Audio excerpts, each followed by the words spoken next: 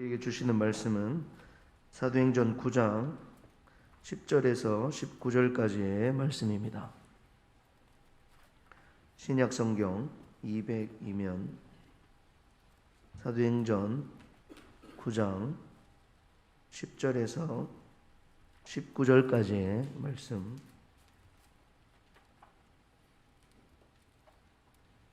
다 찾으신 줄 알고 제가 봉독해 드리겠습니다.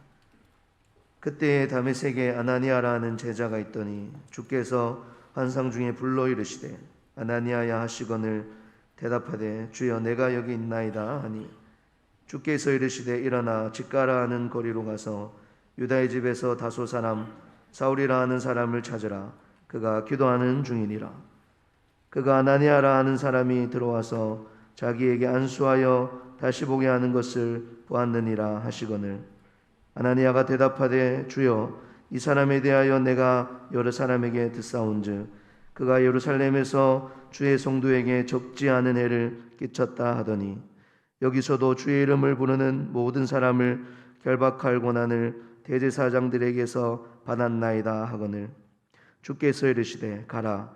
이 사람은 내 이름을 이방인과 임금들과 이스라엘 자손들에게 전하기 위하여 택한 나의 그릇이라. 그가 내 이름을 위하여 얼마나 고난을 받아야 할 것을 내가 그에게 보이리라 하시니 아나니아가 떠나 그 집에 들어가서 그에게 안수하여 이르되 형제 사울아 주 곧 내가 오는 길에서 나타나셨던 예수께서 나를 보내어 너로 다시 보게 하시고 성령으로 충만하게 하신다 하니 즉시 사울의 눈에서 비늘 같은 것이 벗어져 다시 보게 된지라. 일어나 세례를 받고 음식을 먹음에 강건하여 지니라. 아멘. 하나님의 택한 그릇으로 쓰임 받고 살겠습니다. 아멘. 언젠가 제가 신방하는 중에 한 가정에 식사할 기회가 있었습니다. 그런데 그 성도님은 약간의 정신이 불안정한 분이었습니다. 그래서인지 물을 담아온 이 투명한 유리컵에는 보기에도 감당하기 힘들 만큼 손자국이 이렇게 찍혀 있었습니다. 이 물도 투명하고 유리컵도 투명한데 온통 찍혀 있는 지문 때문에 물을 마시기가 쉽지 않았습니다. 이어서 음식을 내온 그릇도 공교롭게 투명한 유리 그릇으로 담아왔습니다. 물론 거기에도 수많은 지문들이 찍혀져 있었습니다. 하지만 불편한 몸을 가지고 정성껏 만들었다고 생각하니까 그 음식을 그냥 먹지 못하고 나올 수는 없었습니다. 신방대원들이 저의 입만 바라보고 있었습니다. 그래서 저는 무슨 맛인지 알 수 없는 상태에서도 두 그릇 물도 마시고 음식도 숨도 안 쉬고 잘 먹었습니다. 신방 후에 다들 한마디씩 합니다. 그릇 때문에 먹기가 너무 힘들었다. 아마도 그분은 최선을 다해서 음식을 대접했을 것입니다. 그러나 음식을 담는 그릇이 깨끗하지 못한 거로 음식 맛보다는 그릇에 신경 쓸 수밖에 없었습니다. 담겨져 있는 내용들이 정성을 들인 음식도 중요하지만 그것을 담는 그릇도 참으로 중요하다라고 여겨집니다. 디모데후서 2장 20절에서 21절 말씀에 주님은 말씀하십니다. 큰 집에는 금그릇과 은그릇뿐 아니라 나무그릇과 질그릇도 있어 귀하게 서는 것도 있고 천하게 서는 것도 있다고 그랬습니다. 그리고 21절에 보면 그러므로 누구든지 이런 것에서 자기를 깨끗하게 하면 귀히 서는 그릇이 되어 거룩하고 주인의 쓰임에 합당하며 모든 선한 일에 준비함이 되리라고 말씀합니다. 이 말씀은 우리가 금그릇인가 은그릇인가 외형적으로 보여지는 어떤 것보다는 중요한 것은 깨끗한 그릇이 되는 것이다 라는 것이죠. 주님의 복음이라는 아름다운 소식을 담아서 전해야 할 우리의 그릇이 깨끗하지 못해서 이 사람들이 복음을 듣기도 전에 질겁을 하고 떠나간다면 그것이야말로 하나님의 마음을 아프게 하는 것이다 라고 할 수 있습니다. 모든 사람들이 각기 다른 기질과 성격 그리고 각기 다른 믿음의 내용들을 가지고 있습니다. 다 같은 그릇일 수는 없습니다. 오히려 똑같으면 문제입니다. 우리 몸의 기관도 눈이 하는 일이 다르고 귀가 하는 일이 다르듯이 다 각각의 역할이 있고 그것이 필요합니다. 우리 교회에 부름받은 한 사람 한 사람이 다 필요하고 요긴한 존재인데 역할은 다르다는 거죠. 어린 생명 하나도 하나님이 필요하셔서 부르셨고 세우셨습니다. 우리 인생은 그 사람이 똑똑하고 요령 많고 약삭 빠른 사람이 앞서가고 잘 살 것 같아도 꼭 그렇지만은 않은 것 같습니다. 결국은 잘 준비된 그릇의 소유자들이 쓰임받고 인정받는 것을 볼 수가 있습니다. 좀 부족해도 하나님은 진실한 그릇, 깨끗한 그릇의 소유자를 귀하게 사용하여 주십니다. 오늘 본문 15절에 말씀하십니다. 본문 15절을 같이 한번 읽어보겠습니다. 시작. 주께서 이르시되 가라, 이 사람은 내 이름을 이방인과 임금들과 이스라엘 자손들에게 전하기 위하여 택한 나의 그릇이라. 아멘. 주님께서는 이 바울이 변하기 전에 사울에게 이 택한 나의 그릇이라고 말씀하십니다. 택한 그릇이란 길 가다가 우연히 주운 것도 아니고 아무렇게나 손에 우연히 잡힌 그릇이 아니란 것입니다. 주님께서 특별히 예정하시고 택정하신 사울을 선택하셔서 택한 나의 그릇이다라고 지명하신 것입니다. 우리도 마찬가지로 하나님께서 태초 이전부터 하나님의 택한 그릇입니다. 아멘. 여러분 한 사람 한 사람이 그렇습니다. 왜 제가 이 자리에 있고 구원을 받게 되었습니까? 라는 질문의 대답은 많은 갈래가 있겠지만은 무엇보다도 하나님의 일방적으로 우리를 사랑하시고 은혜를 베푸셨기 때문에 우리는 이 자리에 있는 것입니다. 주님께서는 바울을 가리켜서 내 이름을 이방인과 임금들과 이스라엘 자손들에게 전하기 위하여 택한 나의 그릇이다라고 말씀하십니다. 우리는 그래서 한 번 쓰고 버리는 일회용품이 아닙니다. 아무리 임금의 손에 들려있다 하더라도 한 번 사용하고 끝내버리는 일회용품이라면 무슨 가치가 있겠습니까? 이에 우리도 바울처럼 택한 그릇이라는 확실한 믿음으로 세움을 받는 저와 여러분이 다 되시기 바랍니다. 오늘 본문에서는 사울이 바울로 변하여 택함 받는 과정을 볼 수가 있습니다. 먼저 택한 그릇이 되는 첫 번째 과정은 하나님의 침묵으로 자신을 성찰하게 하는 것을 볼 수가 있습니다. 구절을 보시면은 이 사울은 사흘 동안 보지 못하고 먹지도 마시지도 아니하니라 그랬습니다. 하나님은 사울에게 사흘 동안 보지도 못하고 먹지도 마시지 않은 상태로 하나님의 침묵 가운데에 자신을 바라보게 하십니다. 자신을 성찰하게 한 것이죠.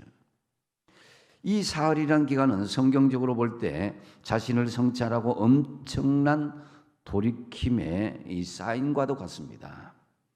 사흘 동안이나 식음을 전폐했다는 것은 그동안 사울이 자신을 성찰하게 하고 마음에 어떤 큰 변화가 있는 중요한 시기임을 성경 전반을 통해서도 알 수가 있습니다.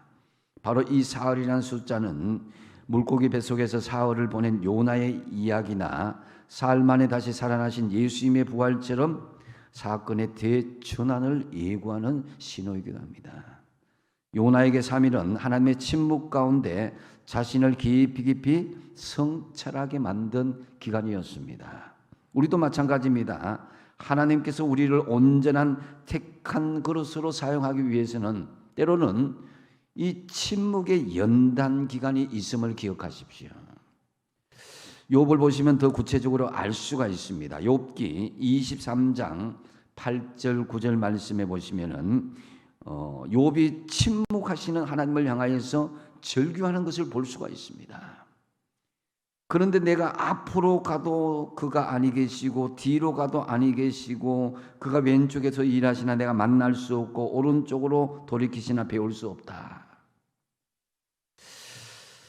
하나님께서 꼭 욥을 피하는 것과 같이 길이 침묵하는 그 모습을 보여주고 있습니다. 사실 우리가 신앙인이라면 누구나 이 욥처럼 이런 하나님의 침묵을 경험하게 됩니다. 저도 경험했고 여러분도 경험했을 것입니다. 혹 어떤 분들은 지금도 하나님의 침묵을 경험하고 있는 분들도 있을 것입니다. 그렇다면 하나님께서는 우리에게 어떤 유익이 있기에 침묵하심으로 우리를 이렇게 힘들게 하시는 것이겠습니까? 여러 가지 이유가 있겠지만 중요한 이유는 나 자신을 바라보고 성찰할 수 있도록 그런 기회를 주신다는 것입니다. 하나님은 사울을 눈멀게 하시고 사울 동안 홀로 두시며 하나님의 침묵 가운데 자신의 성찰하는 시간을 주셨습니다. 눈이 보이지 않는다는 것은 세속에 눈을 돌리지 않는다는 것입니다. 마음의 눈을 자신을 바라보게 한다는 것입니다. 사울에게 있어서 그 사흘 동안 죽음과도 같은 고통의 시간이었을 것입니다. 왜 이런 일이 나에게 일어났는가? 하지만 홀로 있을 수밖에 없었던 그 사울로 인해서 사울은 자신의 과거를 되돌아볼 수 있었습니다. 수많은 그리스도인들을 핍박하고 자신의 열심으로 인한 그것이 곧 하나님의 마음을 아프게 하고 자신이 죄인 중에 괴수라는 그 사실을 되돌아보도록 하였던 것입니다. 우리도 어떤 때는 갑작스럽게 어떤 질병이나 사고로 꼼짝 못할 때가 있습니다. 그것은 바로 하나님이 나를 성찰하도록 하는 기간임을 우리가 알아야 될 것입니다. 이 성찰의 과정을 통해서 사울은 하나님 앞에 책임 있는 결단을 하였고 사울은 바울로 거듭날 수가 있게 된 것입니다. 그러므로 하나님의 침묵은 바울을 바울되게 한 원동력이 됐다는 거죠. 이 하나님의 침묵은 사울을 성찰하게 하여서 바울되게 한 하나님의 가장 큰 응답이었다는 거죠. 결론적으로 보면은 여러분, 때때로 우리는 하나님께서 우리를 너무 오랫동안 침묵으로 방치하는 것이 아닌가 하는 느낌을 받을 때가 있습니다. 외롭고 힘이 듭니다. 하나님이 멀리 계시는 것 같습니다. 저도 그럴 때 너무 힘들 때가 있었습니다. 그러나 사실 하나님은 멀리 있지 않습니다. 하나님은 지금도 침묵으로 우리가 성찰하여서 책임 있는 결단을 하기를 기다리면서 그 마음은 안타까워하고 애절하게 우리의 온전한 모습이 회복되기를 기다리신다는 거죠. 그렇기 때문에 하나님의 도움이 모두 사라져버린 것 같은 침묵의 순간순간마다 낙심하거나 절망하지 마십시오. 하나님의 침묵 속에서 과거의 자아를 성찰하고 현재 우리 자신을 성찰하고 미래 자신에 대해서 바로 성찰할 수 있는 그런 우리 자신의 결단을 통해서 택한 하나님의 그르심을 확정하시는 저와 여러분이 되시기 바랍니다. 그리고 택한 그릇이 되는 두 번째 과정은 하나님께서는 사람과 환경을 준비하시는 것을 볼 수가 있습니다. 10절에 같이 한번 읽어보겠습니다. 시작. 그때에 다메섹에 아나니아라 하는 제자가 있더니 주께서 환상 중에 불러 이르시되 아나니아야 하시거늘 대답하되 주여 내가 여기 있나이다 하니 아멘. 하나님은 이 사울을 위해서 아나니아를 준비해 주셨습니다. 아나니아는 어떤 사람인가 하면 사도행전 22장 12절에 이렇게 평가하고 있습니다. 율법에 따라 경건한 사람으로서 거기 사는 모든 유대인들에게 칭찬을 듣는 아나니아라 하는 이가라고 표현하고 있습니다. 그래서 아나니아는 하나님을 경외하는 경건한 사람이었을 뿐만 아니라 유대인들에게도 칭찬을 받는 사람임을 알 수가 있습니다. 그러니까 하나님은 사울을 위해서 최고의 사람, 최고의 칭찬받는 경건한 사람을 준비하여 주셨던 것입니다. 우리는 주님의 택한 그릇들이지만은 혼자 주의 사명을 감당할 수 없습니다. 하나님의 거룩한 그런 그릇으로 인정받고 쓰임받기 위해서는 수많은 하나님의 도우미들이 우리에게 준비되어 있고 하나님께서 준비하신다는 것입니다. 하나님께서 준비하신 사람들과 더불어 그 사명을 감당하도록 하는 것입니다. 솔로몬은 인생 말년의 선책인 전도서를 통해서 자신의 경험적으로 협력의 중요성을 강조하는 것을 볼 수가 있습니다.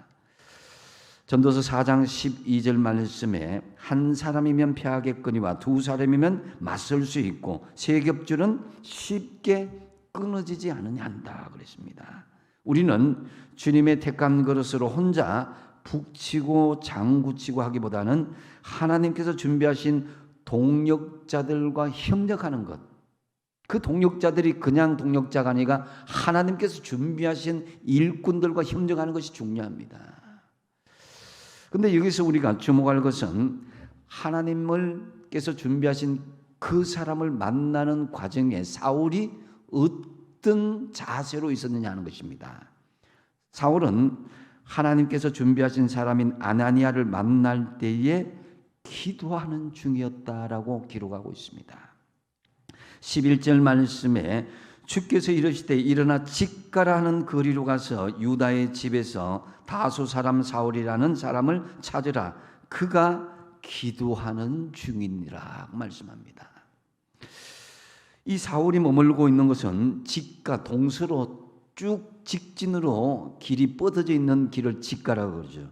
그래서 직가라는 거리에 있는 유다의 집이었습니다. 거기서 사울은 기도하고 있었습니다. 하나님께서는 그 유다의 집에 인도함을 받고 준비된 유다의 집에서 아나니아, 하나님께서 준비된 또 다른 사람을 기도하는 중에 만나게 되었다는 것입니다. 이처럼 하나님께서 우연인 것 같지만은 침묵 속에 나를 쓰임받는 그릇으로 세우기 위해서 준비된 사람을 예비하고 계신다라는 거죠. 그리고 또한 하나님께서는 사람뿐만 아니라 사명을 감당할 수 있는 환경을 조성하여 주시는 것을 볼 수가 있습니다. 12절 말씀 같이 한번 읽어보겠습니다. 12절 시작. 그가 사람이 들어와서 자기에게 안수하여 다시 보게 하는 것을 보았느니라 하시거늘. 아멘.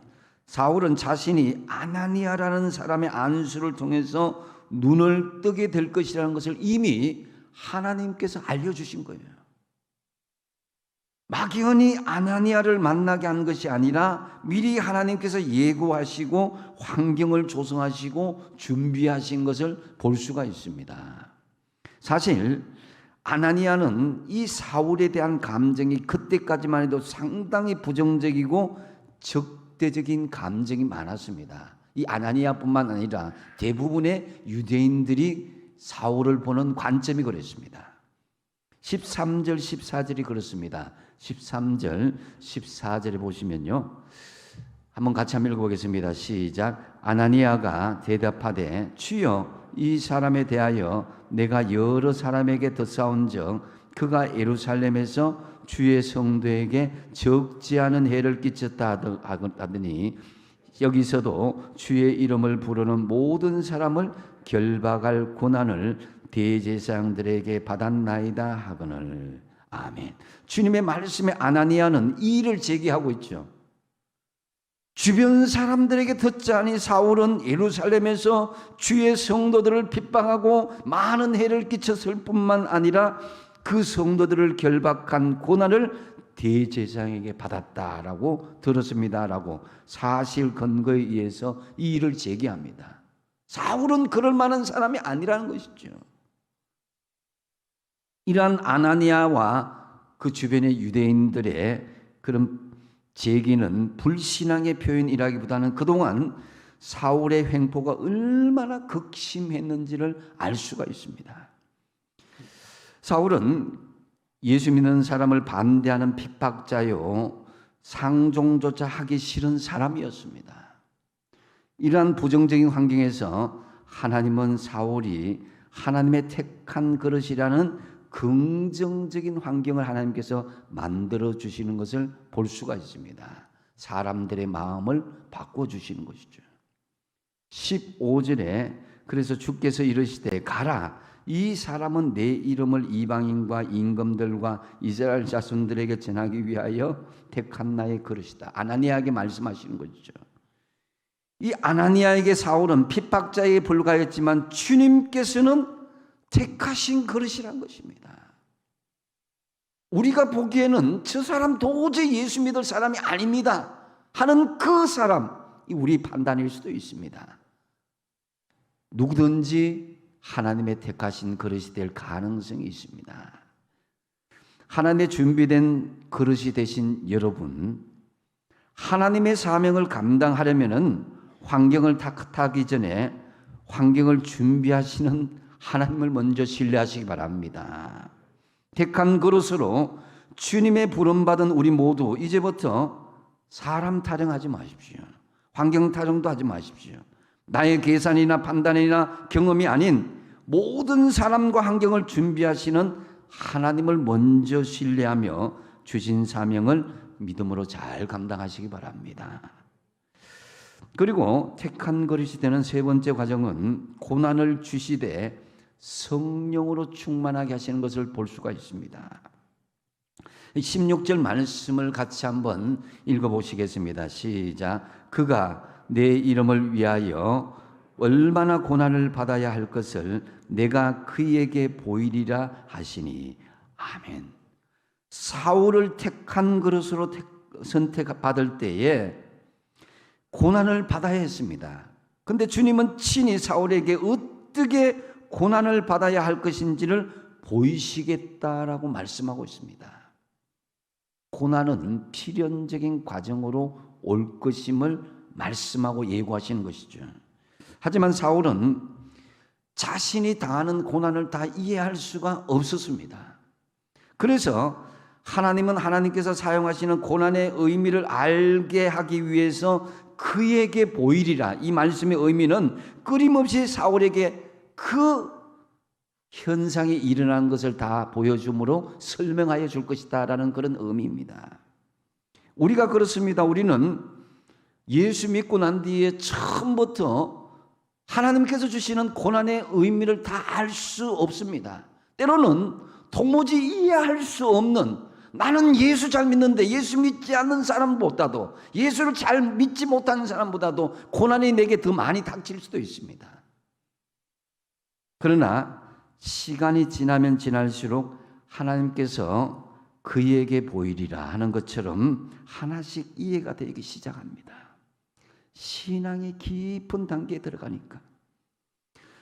그것은 우리의 지혜와 지식으로 이해되는 것이 아니라 하나님의 은혜를 받고 나니까 이해가 되더라는 거예요. 은혜가 없을 때는 도무지 이해가 되지 않았던 일들이 은혜를 받고 나니까 그 고난의 의미가 깨닫게 되더라는 거예요. 은혜는 그래서 하나님이 주시는 선물이라고 그랬습니다.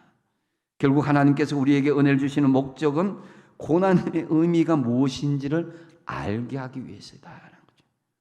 그리고 그 은혜 아래에서 고난을 이해하는 정도가 깊어지면 깊어질수록 우리는 하나님의 영향력 안에 있는 것이 너무 행복하고 즐겁고 기쁘게 여겨지는 것입니다. 그래서 더욱 하나님께 가까이 나아가게 되고 나를 부인할 뿐만 아니라 하나님을 인정하게 되면서 바울의 고백과 같이 나의 나된 것은 하나님의 은혜라고 고백하게 되는 것입니다. 이는 하나님께서 저와 여러분 안에 이토록 이루시기를 원하는 모습이기도 합니다. 결국 바울은 고난 속에서 깨닫게 됩니다. 자신이 죄인 중에 괴수요, 지극히 작은 자 중에 작은 자라는 것을 깨닫게 됩니다. 고린도후서 4장 7절에 바울의 고백을 보면은 우리가 이 보배를 질그릇에 가졌다 그랬습니다. 내가 보배가 아니라 질그릇인 나 속에 보배이신 바로 예수님이 우리 안에 있음을 하나님께서 알게 하여 주신다는 거죠.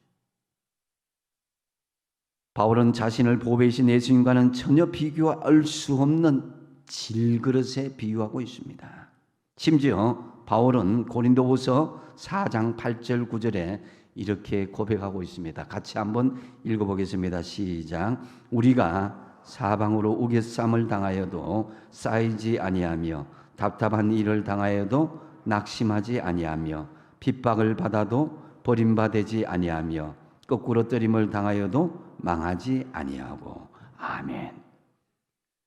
이 바울이 당한 고난은 결코 쉽지는 않았겠지만 낙심하지 않고 버림받아서 망하지도 않았습니다. 왜 그랬습니까? 그에게 능력이 있었습니까? 그렇지는 않잖아요. 보배이신 예수 그리스도를 그 안에 모시고 있었기 때문입니다. 여러분, 우리는 하나님의 일방적인 은혜로 택한 그릇이 된 줄로 믿으시기 바랍니다. 그 택한 그릇은 예수 그리스도 안에서 필수적으로 하나님이 원하시는 모습으로 변화되어 나갈 것입니다. 그런데 그 변화를 위해서는 고난이 필수적이다라는 거죠. 그렇다고 고난 앞에서 낙심하거나 절망할 필요가 없는 것이 보배이신 주님께서 우리 안에 계시기 때문이고 그분이 우리를 바꾸어 주시기 때문이라는 것입니다. 그러므로 어떤 경우에도 우리는 고난 앞에서 긍정적인 믿음의 자세로 반응할 수 있어야 된다는 거죠. 하나님의 손길에 모든 것을 우리가 맡길 수 있어야 됩니다. 그러면 하나님께서 우리를 고난 가운데서 온전한 택한 그릇으로 만들어 주신다는 것입니다. 여기서 중요한 것은 하나님께서 고난만 막연하게 퍼붓는 것이 아닙니다. 우리의 위로자를 보내주십니다. 고난 속에서 고난을 이기도록 성령으로, 보혜사 성령으로 우리에게 충만케 하여 주신다는 사실입니다. 17절 말씀 같이 한번 읽어보겠습니다. 17절 시작. 아나니아가 떠나 그 집에 들어가서 그에게 안수하여 이르되 형제 사울아, 주 곧 내가 오는 길에서 나타나셨던 예수께서 나를 보내어 너로 다시 보게 하시고 성령으로 충만하게 하신다 하니. 아멘. 사울은 핍박자였지만은 여기서는 아나니아는 사울을 형제로 부르고 있습니다. 그래서 형제 사울아 하면서 아나니아는 택한 그릇인 형제 사울을 고난당하고 있을 때에 예수님께서 나를 보내서 너를 다시 보게 하시고 무엇으로 충만하게 하신다? 성령으로 충만하게 하신다는 거죠.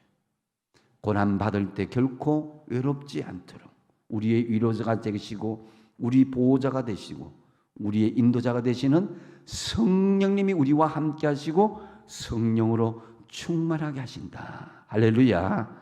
이것이 우리에게도 똑같이 동일하게 적용되는 말씀입니다. 여러분, 우리는 하나님의 택한 그릇으로 부름을 받을 때에 고난을 주시지만 더불어 성령으로 충만하게 하심을 믿으시기 바랍니다. 우리가 고난당할 때 성령의 은혜로 이기게 하신다는 것입니다. 스데반은 고난당할 때에 그 죽음의 위기 앞에서 성령으로 충만하였을 때에 오히려 두려움보다는 기쁨이 충만한 모습을 보여주었습니다. 사도행전 6장 10절 말씀에 스데반이 지혜와 성령으로 말함을 그들이 능히 당하지 못하였다고 그랬습니다. 스데반은 순교의 고난 중에서 혼자가 아니었습니다. 성령님이 함께 하시니까 그 대적자들이 능히 이겨낼 수가 없었다는 것입니다. 택함받은 성도들인 우리에게는 불신자들과 사탄마귀의 시험과 고난을 상대할 수밖에 없습니다. 끊임없는 대적자들이 우리에게 참소를 합니다. 하지만 하나님은 우리를 홀로 두지 않으시고 성령님으로 동행하십니다. 함께 하시는 성령님으로 인해서 고난을 당당하게 이겨내시기 바랍니다. 이제 고난 가운데서도 성령의 충만함이 임하게 되자 기적이 일어나고 하나님의 역사가 일어나기 시작했습니다. 사울은 멀었던 눈이 회복되고 세례를 받고 건강을 회복하게 되는데요. 18절과 19절 상반절에 적시 사울의 눈에서 비늘 같은 것이 벗어져 다시 보게 된지라 일어나 세례를 받고 음식을 먹음에 강건하여 지니라. 할렐루야. 참으로 택함 받은 성도답게 고난을 피하지도 말고 두려워하지도 말고 어떠한 고난 가운데서도 성령의 충만함으로 당당하게 이겨내심으로 택한 그릇으로 쓰임 받으시기 바랍니다. 이제 말씀을 정리합니다. 바울은 다메섹 도상에서 부활의 주님을 만난 이후로 자신은 주님의 택한 그릇임을 깨달아서 주신 사명을 위해서 이방인의 복음을 위해서 한평생 그 인생을 바칩니다. 하나님은 아무런 의미 없이 우리를 구원하시고 택한 그릇으로 삼아주시지 않았습니다. 우리 각자에게 놀라운 하나님의 계획이 있음을 믿으십시오. 서로 한번 옆에 있는 분들 한번 바라보십시오. 한번 이렇게 축복하겠습니다. 당신은 하나님이 만드신 가장 훌륭한 택한 그릇입니다. 한 번 더 하겠습니다. 하나님은 반드시 나를 사용하실 것입니다. 아멘. 예, 오늘 말씀을 다시 한번 정리하면은 택한 그릇이 되는 이 첫 번째 과정이 뭐라 그랬습니까? 하나님 먼저 침묵으로 나를 성찰하게 하신다. 하나님의 침묵은 우리를 성찰하게 하시고 우리가 택한 하나님의 그릇임을 확증하게 만들어준다는 거예요. 또 두 번째 뭡니까? 사람과 환경을 준비하신 걸 볼 수가 있습니다. 나의 계산이나 판단이나 경험이 아니라 하나님 저 사람과 일 못하겠습니다. 이 환경에서 일 못하겠습니다. 이게 아니라 사람과 환경을 준비하시는 하나님을 먼저 신뢰하면서 택한 그릇의 용도대로 쓰임받기를 힘써야 될 것입니다. 그리고 택한 받은 것으로 부르심 받은 우리에게 어떻게 합니까? 세 번째로 고난은 주신다는 거예요. 그렇지만 뭘 충만하게 하신다? 성령으로 충만하게 하신다. 참으로 택한 받은 그릇답게 어떠한 고난도 성령의 충만한 능력으로 이겨낼 수 있어야 되는 것입니다. 저와 여러분 하나님의 택한 그릇으로 크게 쓰임받게 되기를 주님의 이름으로 축복드립니다. 기도하겠습니다.